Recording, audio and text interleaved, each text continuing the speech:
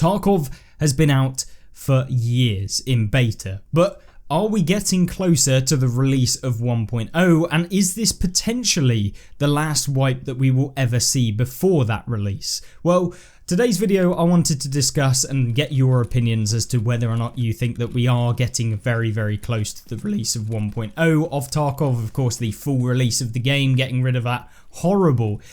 orange screen that we see in the game when we do go in saying beta. But I think that that is something that needs to be talked about, and of course give a little bit of context as to why this is potentially on the cards, because we are getting closer to what Nikita's vision is, in that it will become a location to location travel, which is coming in with a new wipe. We will be able to actually travel between locations. There's been screenshots of in-game traders, so things like Prapor actually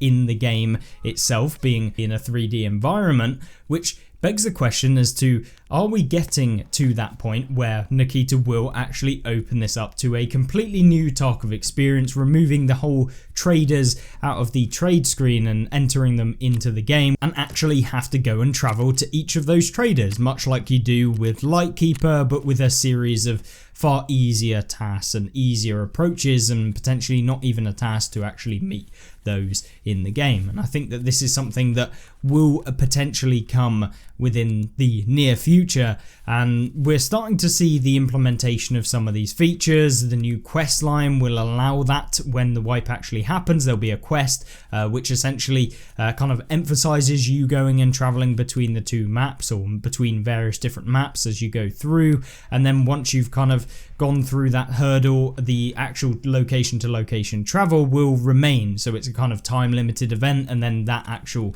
ability to travel between the locations will remain in the game. Nikita's overall vision, I think, is somewhat similar to how this is going to work, but in more so a vision that we will travel to the traders in the actual game, we'll travel between the locations and maps that we want to go to in the game, and it will be more like an open world experience rather than kind of having the raid system where you go into a raid and then do that sort of thing where, you know, you pick a map, you go into that raid, you extract from that raid, then you pick the next raid. And of course we've also seen the removal of the found in raid system as well,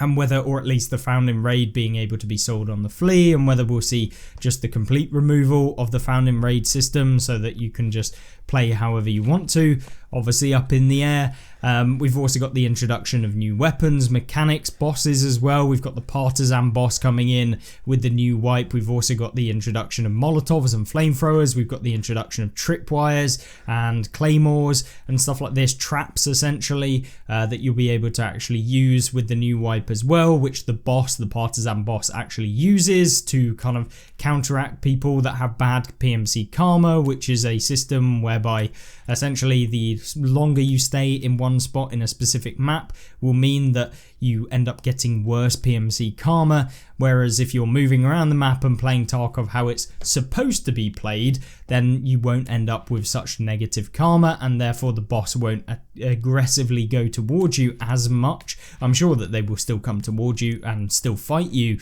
but the greater the PMC karma,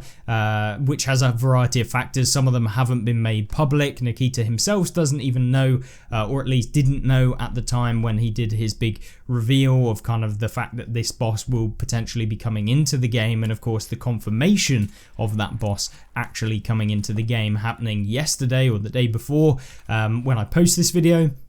So this sort of thing is really starting to put the pieces and the jigsaw puzzle together, that the game is starting to get to the point where I think Nikita wants it to be, and then he can offload it, he can sell the game if he wants to, actually release it as a full game, and then maybe actually sell off the studio to someone. We don't really know whether Nikita himself actually wants to get rid of it or whether he's going to continue to develop the game. It's really up in the air, and I think that as we move towards that stage and this new wipe, I think that that is is kind of where a lot of testing is going to come with these new features, and then potentially as they refine those features over the length of the wipe, which yet again we do not know how long the wipe is going to be. This is recorded prior to the wipe actually coming out in August, so early August is what they've said the wipe will come, but yet again we don't know the official date at which it's actually going to release. And there's some conflict between Arena Breakout Infinite, which is kind of a mild competitor to Escape from Tarkov. If I say mild, I mean it's basically similar sort of game except slightly different, and of course trying to re-emphasize or recreate Tarkov in a different environment, but essentially there's some competition between the two, and I believe Arena Breakout are actually trying to release their game currently in August of 2024, and with the release of Tarkov's new wipe I assume that they want to compete with each other as to who gets the player base at that moment in time and who shares that player base, and the first one to release then the second one to release will end up dragging the players off of the first release. You get my drift. So I think that's what is potentially happening, maybe some scheduling things that are going on as to why we haven't seen the wipe at the moment, but I think that this all combined into one, and the fact that there is competition coming out that are releasing their full games and stuff like this on Steam and on various different platforms, that eventually Tarkov is going to have to make that leap to keep up and to show itself to more of the wider audience, even though the audience already is pretty wild, considering that this is a game that is off of all of those platforms and a singular downloading launcher that you can launch the game from, and you have to go to their website. It's not that readily available, I guess. I mean, you can find it easily online, but in order to know about it you have to know about it, and I think that is maybe where they're moving towards. And the new wipe itself, there's lots of things being experimented with. We're starting to get the introduction of new weapons and everything that goes alongside a new wipe, testing out new things, probably balancing some of the weapons that are in the game. They're starting to introduce new events.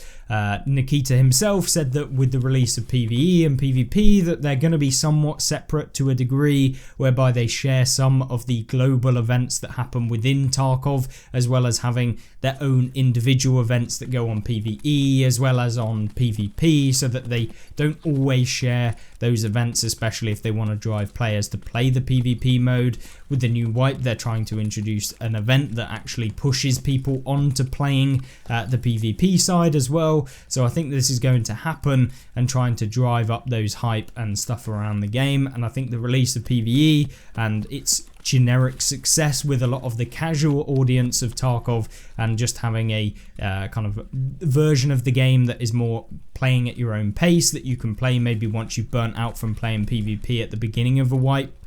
That is the sort of thing that I think PvE does really well and helps to retain the player base of Tarkov in general, whilst they kind of move on. And over time they're introducing things like prestige system, which I would assume within the next year we'll probably see some version of that. And I think it really is coming to that point where the 1.0 release is actually viewable or visible in the horizon, and I think we're marching on towards it. But yeah, I wanted to open up the question in this video asking whether you guys think that this could potentially be the last wipe of Tarkov, or whether you think that we're still a little bit away from actually seeing the full release. And I'm not talking at the beginning of the wipe, by the way, I'm talking at the end of it, when the next kind of update or big update comes out at the end of the next wipe. I think that is potentially where we'll see it, depending on the length of time of the wipe. It could be a 2-month wipe, it could be a 3-month, it could be a 12-month. We don't actually know, and no confirmations, especially considering how long this last wipe has lasted. I think that they don't really want to push it that long again, as people got bored, I think, with this last wipe. So with that being said, if you enjoyed this video, if you found it somewhat informative with a little of the kind of updates that are coming, and of course I'm really interested to see what you guys actually think about this whole situation and Tarkov being released as a full game. Do you think it's going to be a good game that will be finished in the way that Nikita wants it to be finished? Or do you think that this is all going to go tits up and it's all going to end up just drowning in its own pool of ideas? But yeah, let me know in the comment section down below. I'm interested to see what you say, and yeah, either way, I will see you in the next one. Have a great rest of the day, and I'll see you there. Goodbye.